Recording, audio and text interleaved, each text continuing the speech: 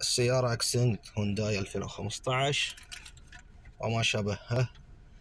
أحيانا تجيلك مشكلة في الجير، فجأة الجير يتحرك بسهولة ولا يعشق عندك هنا، ولا السيارة تتحرك خلاص، يصير زي اللي إيش، أكيد إنه في شيء فالت أو إنها متنمر، يصير عندك ذفي لين في التحكم فيه.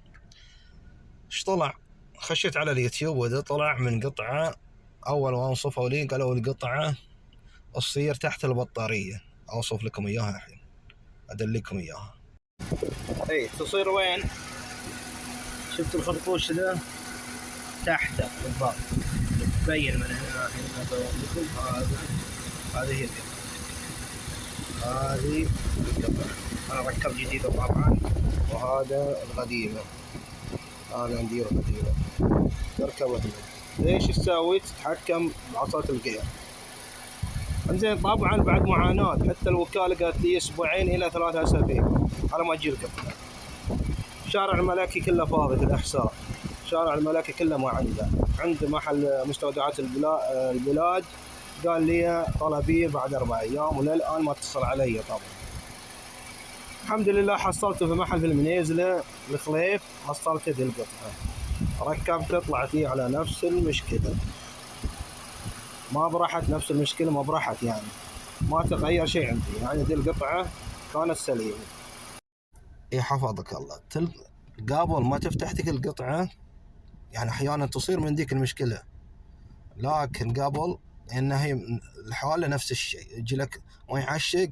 اما من ذي القطعة اللي هنا الحين بقول لكم عنها، او من اللي وريتكم اياها اللي تحت البطارية من هناك، هنا الله يسلمك تفتح ذا تجي لك حلقة مربوطة في عصا الجير، حلقة كذا دائرية شابكة مع الجير.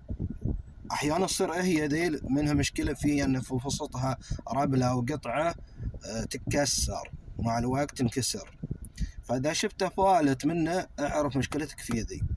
رابلة تشتري ب15 ريال، تركبها في الحلقة ذي وتركبها في العصا اللي حق التحكم ذي، وخلاص أمورك طيبة. أنا صار كذا، أنا لين الحين ما شريت القطع لزقته بس شبكته، الجير رجع أموره طيبة يعشق. باختصار أول ما الشيء قبل ما تركب ذيك القطعة قيمتها من 150 وفوق أو 140 وفوق، تعال شيك أول هنا، لأن ذي قيمتها ب15 ريال، يمكن تطلع العلة هنا وتقدر أنت تركبها بدون أحد يوديك ولا شيء، ولا تحتاج إلا سكرو.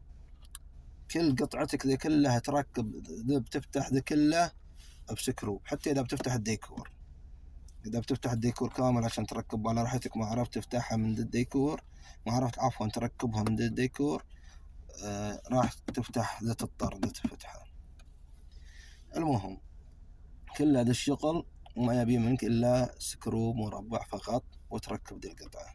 فقبل ما تروح حق اللي تحت البطارية ذيك اللي عند الجير، شيك عليها، شيك على اللي هنا. إذا شفت فاصل الجير من هنا اعرف هذا مشكلتك هنا.